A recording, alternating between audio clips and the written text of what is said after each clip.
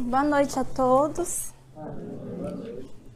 É um prazer estar aqui hoje pela primeira vez no presencial, né? Aqui nesta casa, que me acolheu desde o primeiro dia e é onde sempre me estimula ao conhecimento, ao estudo e reflexões do Espiritismo, de Deus, Jesus e da história de nós mesmos. Por isso eu sou grata pela oportunidade de estudo e reflexão, principalmente da obra O Evangelho segundo o Espiritismo. Esta obra, ela nos proporciona o conhecimento de nós mesmos. Ela nos proporciona o esclarecimento das dores e das aflições que em muitos momentos nós sentimos, a melancolia, um vazio existencial, que muitas vezes a gente sente no dia a dia, que dilacera os nossos corações, que encobre a nossa vontade e o nosso desejo de progredir, que esse vazio existencial não possa ser mais fortes do que os compromissos que cada um de nós aqui assumiu consigo mesmo perante Deus. É interessante o quanto nós, ou alguns de nós aqui, muitas vezes sente uma dor, uma apatia, uma angústia, um desespero, uma insatisfação. E muitas vezes a gente não procura compreender o porquê que eu estou sentindo isso, né? A gente não busca a causa desse vazio existencial que muitas vezes a gente sente. A gente não tenta compreender a causa desses sentimentos. Não é comum muitos de nós sentarmos de frente ao espelho e nos perguntarmos: por que choras? Por que estou tão amargo com o outro? Tão insatisfeito? Mas a gente já tem ouvido há muito tempo que já chegou, já passou a hora do despertar, do acordar. Nós precisamos despertar para o compromisso que a gente assumiu com a gente mesmo. Porque não cabe mais a gente ficar vindo aqui no Centro Espírita, ouvir a exposição, ouvir as palavras e não pôr em prática, não agir, não alterar comportamentos que a gente já observa que não é bom em nós. As nossas tendências negativas. Não cabe mais a gente vir aqui na frente e ficar repetindo palavras que a gente estuda da doutrina e não mudar as nossas ações do dia a dia. Esse momento já passou da falácia. Agora a gente precisa da ação. Pôr em prática estes ensinamentos que Jesus, há mais de 2000 anos, ele vem nos falar: não adianta você ficar juntando os tesouros da terra. Não adianta você ficar acumulando estes bens materiais, porque eles não vão te acompanhar com a desencarnação. Você não vai poder levar eles com a morte. Por isso, cabe a cada um de nós aqui despertar. Porque agora é o momento. E muitos de nós, talvez, ao retornar ao plano espiritual, talvez irá se perguntar com uma dor no coração, com um pesar: o que eu fiz com o tempo que me deram na Terra? E para muitos de nós, homens, talvez, o sentimento que vai surgir é o de tempo perdido. Por isso que é hora de agir e de acordar. E o Espiritismo nos desperta. Então essa é a grande oportunidade que a gente está tendo nesta encarnação como espíritas de estudar, porque ele nos proporciona o despertar. E para a gente iniciar então o estudo de hoje, nós vamos falar primeiro da obra O Livro dos Espíritos, na questão 15. Esta questão, ela faz parte do capítulo 1, e está dentro do tema do assunto panteísmo. Mas o que seria o panteísmo? É a crença de que todos os corpos, tudo que está na natureza, todo o universo é Deus. Tudo faz parte da divindade. Ou seja, Deus, para essa doutrina, não é reconhecido como criador. ele é apenas parte do processo do universo. Então, tudo é Deus. Os seres são Deus, os animais, a natureza, o homem é Deus, segundo essa doutrina. E aí Kardec questiona os espíritos. Que pensar da opinião segundo a qual todos os corpos da natureza, todos os seres, todos os globos do universo seriam partes da divindade e constituiriam, pelo seu conjunto, a própria divindade? Ou seja, que pensar da doutrina panteísta? E a espiritualidade vem nos esclarecer. Eles dizem, não podendo fazer-se Deus, o homem quer ao menos ser uma parte de Deus. Deus, ele é manifestado pelo universo, ele se manifesta por meio das suas obras. A gente consegue ver Deus em tudo, mas ele não se confunde com a sua obra. Deus se manifesta em tudo que a gente vê, mas ele não é a sua obra, não é a sua criatura. E a espiritualidade vem nos dizer que na atual condição evolutiva que nós estamos, a humanidade, nos comparar a Deus serviria somente para empoderar o nosso orgulho, para alimentar a nossa vaidade. Na condição evolutiva que a gente está, nos compararmos a Deus é dar força ao nosso egoísmo, é sustentar as carências que a gente sente. Aí agora a gente vai iniciar na outra obra, o Evangelho segundo o Espiritismo, e hoje a gente vai falar sobre o item Inimigos Desencarnados. Esse item está no capítulo 12, Amai os vossos inimigos. Mas antes da gente começar o estudo desse item, eu gostaria de ler uma mensagem de um espírito desencarnado que, na sua última encarnação, ele se chamava Samuel Philip. Essa mensagem, ela está na obra Céu e Inferno e ela foi redigida por Kardec, que em uma das reuniões mediúnicas que ele fazia com os companheiros dele para codificar a doutrina espírita. Esse espírito desencarnado, Samuel Philip, na sua última encarnação, ele foi adepto ao espiritismo, então ele era um espírita e ele só praticou o bem e a caridade para com todos. E aí ele vem dar um testemunho para Kardec, vem falar como que ele se sente agradecido por ter tido nas encarnações dele inimigos, tanto encarnado como desencarnado. Então ele vai dizer, ó vós que fizestes padecer na terra, que fostes cruéis e malévolos para comigo, que me humilhastes e me afligistes, vós cuja má-fé tantas vezes me levou a duras privações, não somente vos perdoo, mas até vos agradeço. Querendo prejudicar-me, não suspeitáveis do bem que esse mal me proporcionaria. A vós, portanto, devo grande parte da felicidade de que gozo, visto que me facultastes ocasião para perdoar e pagar o mal com o bem. Deus vos colocou em meu caminho para testar a minha paciência e exercitar-me na prática da mais difícil caridade, a de amar os inimigos. Então essa é a mensagem que ele deixa. É interessante que o capítulo anterior a esse, Kardec nomeou de amai o próximo como a si mesmo. E aí vem o próximo capítulo e ele chama amai os vossos inimigos. Será que há uma distinção entre a gente amar o nosso próximo e amar o nosso inimigo?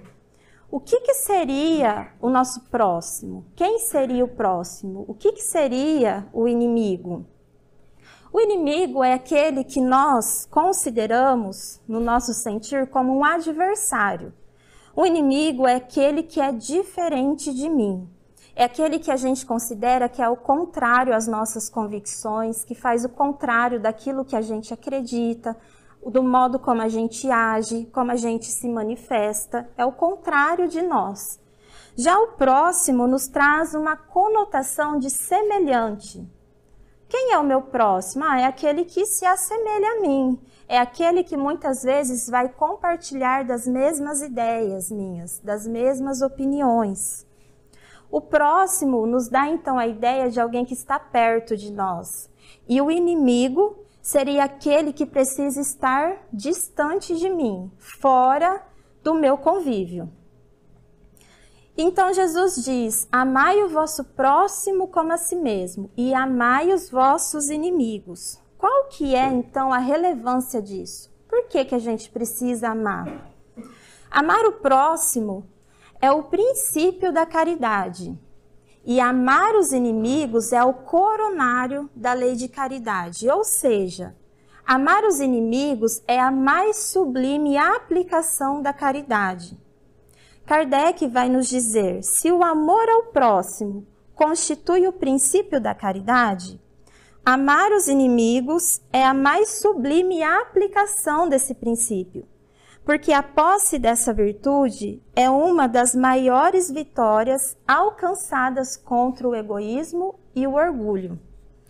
E os inimigos desencarnados? Este é um tema que nos suscita bastante reflexão. Porque nós, como espíritas, nós acreditamos nas vidas sucessivas, nós acreditamos nas reencarnações, nós sabemos que os espíritos nos acompanham, que eles estão ao nosso lado, onde quer que a gente vai, de acordo com o grau de sintonia em que a gente está vibrando. E a doutrina espírita, ela nos ensina que a maldade não diz respeito a um estado permanente dos homens. A doutrina espírita nos ensina que a maldade é uma imperfeição temporária. Porque nós, espíritos, a gente já estudou que a gente foi criado simples e ignorante. Mas a gente traz conosco a capacidade de nos tornarmos perfeitos, por meio de um longo processo evolutivo, que é o que a gente está vivenciando aqui enquanto encarnado. E como que isso ocorre? Como que o espírito ele vai sair de um estado de criação simples e ignorante para um estado total de perfeição? É por meio das reencarnações nos mundos materiais. E qual que é o objetivo dessas reencarnações? É nós desenvolvermos todas as potencialidades divinas que nós temos como criaturas de Deus. E por nós possuirmos cada um seu livre-arbítrio, então nós vamos criar tanto em nós como ao nosso redor o bem, como também o mal. E por conta da gente ter essa capacidade, inevitavelmente, durante esse longo processo evolutivo que a gente vai ter, nós vamos construir amizades, vamos ter espíritos afins a nós, com afinidade, vamos criar amigos, construir amizades. E neste percurso, a gente também vai construir inimizades. Isso é inevitável. É inevitável a gente não ter, é inevitável a gente ter inimigos. Então, o que é o inimigo? Uma pessoa que você não estabelece nenhum tipo de relacionamento com ela, ela não é seu inimigo. Ela é indiferente a você. Você nem sabe da existência dela. Você fica inimigo de uma pessoa que você estabeleceu algum tipo de vínculo. Porque hoje, talvez, o seu inimigo de hoje pode no passado ter sido um grande amigo, ter sido um grande amor. Você no passado pode já ter desenvolvido sentimentos bons com essa pessoa e vice-versa. Essa pessoa também desenvolveu sentimentos bons com você. Mas hoje, por inúmeros motivos, essa relação adoeceu. É uma relação doentia, está doente. Muitas vezes, então, o nosso inimigo vai ser sempre alguém com quem a gente compartilhou alguma experiência e dessa experiência a gente desenvolveu algum tipo de sentimento. Kardec nos diz, neste capítulo, amai os vossos inimigos, que nós poderemos ter inimigos tanto encarnados como inimigos desencarnados também. E o que é o desencarnado? Nada mais é do que a alma do homem, com todas as suas qualidades, com todas os seus defeitos, as suas imperfeições. Isso nos mostra o que então? Que não é pelo fato de a gente desencarnar que nós iremos nos tornar anjos, ou que nós iremos nos tornar um espírito mais equivocado ainda do que quando a gente estava aqui na Terra. Porque muitas pessoas têm a ideia de que morreu, santificou, se santifica aquele indivíduo, ele torna um anjo, um santo. Até mesmo alguns espíritas têm essa visão. O indivíduo familiar faleceu, ele virou um anjo. E não é isso que acontece. Nós levamos para o plano espiritual as mesmas tendências que a gente tinha enquanto encarnado. As tendências positivas e as tendências negativas. O espírito, ele carrega consigo, independentemente se ele está no plano físico, material ou no plano espiritual, a sua inteligência. As emoções que ele sentia enquanto encarnado, ele vai sentir na desencarnação, no plano espiritual. Ele vai ter os mesmos sentimentos que ele tinha aqui, os mesmos pensamentos que ele tinha.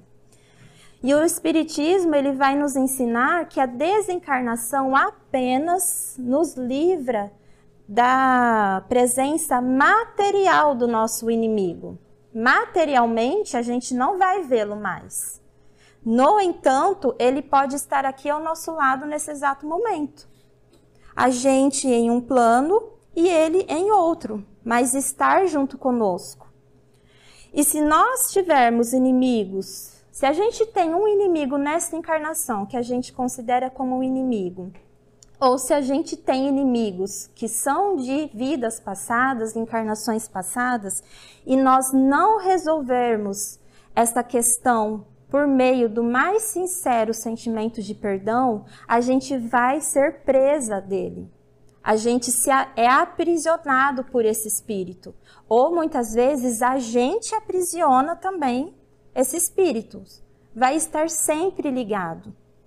Essa inimizade, ela continuará até que a gente desenvolva o verdadeiro sentimento de perdão. A gente não vai se livrar do inimigo se não acontecer isso. Isso é fato, é real. Por isso é que Jesus ele nos disse, concilia-te com o teu adversário enquanto está a caminho com ele. Porque o que a gente vê em inúmeras obras do Espiritismo, o que a gente vê nas sessões mediúnicas? É todas as artimanhas que esses espíritos utilizam, de alguma forma conosco, nos cobrando. A gente percebe que existe uma cobrança por parte desse espírito. E estes espíritos desencarnados, muitas vezes, se sentem no direito de estar cobrando. Acham justo estar influenciando a gente de alguma maneira. É aí que a gente vê, em toda a literatura espírita, muitas vezes está aí as causas das enfermidades sem uma causa aparente. Está aí a causa das obsessões, das perturbações, das desarmonias no lar, os transtornos de toda a ordem, que produzem grande sofrimento a todos nós. Porque a gente sabe que, se não houvessem homens maus na Terra, não haveria espíritos maus à sua volta. Isso é fato. E são várias as situações que estes espíritos inimigos nos mostram que eles estão nos cobrando, que eles estão querendo chamar a nossa atenção, que eles estão incomodados conosco.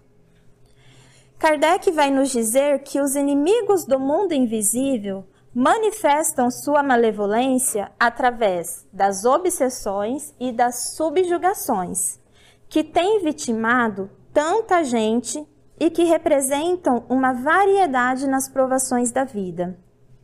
Mas, como tudo na vida, graças a Deus, há um antídoto. Há um antídoto para estas situações em que todos nós, com certeza, somos presas fáceis. Há um antídoto para aquela enfermidade sem causa aparente. Há um antídoto para a obsessão, para a subjugação. E o antídoto é a prática do bem. É a prática da verdadeira caridade. E qual que é essa verdadeira caridade? A doutrina espírita também nos esclarece por meio das indagações de Kardec, que ele questiona na pergunta 886. Qual é o verdadeiro sentido da palavra caridade? Se nós queremos, aqui nesta vida, ter paz, serenidade, equilíbrio na jornada que a gente vai seguir, é imprescindível que a gente inicie a prática da caridade. Porque o Espiritismo, ele nos afirma, fora da caridade não há salvação. E aí, qual que é a resposta dos espíritos quando Kardec questiona? Qual que é o verdadeiro sentido da palavra caridade? E eles vão nos dizer, é benevolência para com todos, indulgência para com as imperfeições alheias e o perdão das ofensas. Esta é a verdadeira caridade que Jesus veio nos ensinar. E aí, Kardec, continuando com a sua indagação sobre esse tema, na questão 887, também do Livro dos Espíritos, ele pergunta: Jesus também disse, amai até mesmo os vossos inimigos. Ora, o amor aos inimigos não será contrário às nossas tendências naturais e a inimizade não provirá da falta de simpatia entre os espíritos? E aí nos é esclarecido, sem dúvida, não se pode ter pelos inimigos o amor terno e apaixonado, isso é óbvio. Não foi isso que Jesus quis dizer. Amar os inimigos é perdoar-lhes e lhes retribuir o mal com o bem. Assim procedendo, tornamo-nos superiores a eles, ao passo que pela vingança nós nos colocamos abaixo deles.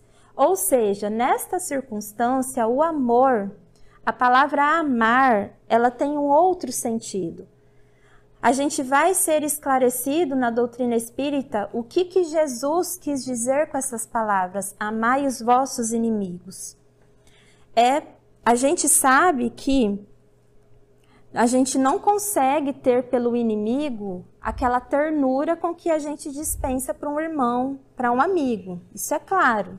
Por quê? Porque ternura pressupõe eu confiar naquele indivíduo, eu ter confiança. E com os inimigos, o que vai predominar é a antipatia, é o desprezo, é a desconfiança. Então, amar os inimigos, sobretudo os desencarnados, é perdoar-lhe e pedir perdão. É compreender que pode acabar, pode existir fim das aflições, das angústias sem causa aparente, das obsessões que a gente é subjugado pelo simples sentimento verdadeiro de perdão. É praticar esta caridade mais sublime que a doutrina espírita vem nos esclarecer. É eu fazer uma prece em favor desse inimigo desencarnado. É eu verdadeiramente me arrepender de ações perversas que outrora eu também posso ter causado para esse inimigo. Cabe a nós aqui refletir sobre as nossas ações, sobre qual rumo os nossos pensamentos, os nossos sentimentos está levando até o nosso próximo. Cada um de nós aqui, individualmente, tem a sua tarefa, a sua missão, tem o seu desafio. Nós temos inúmeros desafios em relação ao nosso mundo íntimo. Por isso, é extremamente importante que a gente esteja em constante vigilância para que a gente não mais continuemos alimentando inimizades passadas. E mais importante do que isso, a gente necessita manter constante vigilância para que nesta encarnação a gente não some novos inimigos, porque isso pode acontecer a qualquer instante. E para a gente então finalizar, eu trouxe uma mensagem de Emmanuel. Essa mensagem ela está no livro Escrínio de Luz, Psicografia de Chico Xavier. Essa mensagem de Emmanuel, ele intitulou Ajudemos o Inimigo. Tão necessário se faz o auxílio espontâneo aos inimigos, na preservação de nossa paz. Quão imprescindível se torna a remoção apressada de um foco infeccioso à nossa porta, a benefício da nossa própria saúde, visto que alimentar o adversário é manter um núcleo de raios destruidores contra nós. Todos somos distribuidores de cargas eletromagnéticas, geradas em nosso próprio ser. A simpatia é corrente de auxílio que estendemos em nosso favor. Já a antipatia é força asfixiante que lançamos em prejuízo próprio. Toda a energia projetada de nossa alma nos responde invariavelmente na reação de quem nos partilha as experiências. Quem arremessa espinhos improvisa chagas, cujas emanações lhe procuram a atmosfera pessoal. Quem semeia flores recolhe o perfume da cooperação e da boa vontade. Claro que não podemos tratar todas as situações com elixires de pétalas adocicadas, porque muita vez a nossa melhor energia é convidada ao serviço sacrificial e quase sempre incompreendido. Entretanto, ainda mesmo nas horas mais difíceis, convém mobilizar todos os recursos do bem ao nosso alcance, para que o respeito não ceda lugar à revolta e para que a sinceridade amiga não se converta em disfarce injusto.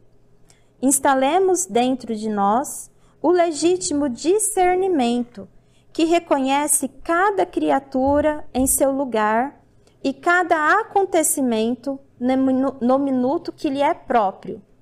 Protegidos por semelhante entendimento, não aguardaremos uvas do espinheiro, nem pediremos as graças da colheita ao campo que apenas exibe promessas de sementeira. Quando a treva se desdobra em torno de nossos passos, não vale vociferar contra as sombras ou persegui-las inutilmente. Bastará acender uma luz para que a estrada se descortine novamente à visão. Assim, pois, evitemos o cultivo do espinheiral magnético na infeliz manutenção de adversários, que podemos relegar ao esquecimento. Usemos o silêncio, a desculpa e a compreensão com o exemplo vivo do nosso próprio esforço na edificação do bem, e o tempo se incumbirá de tudo transformar, em auxílio de nossa felicidade, dentro dos imperativos inevitáveis da constante renovação. É isso. Muito obrigada, gente.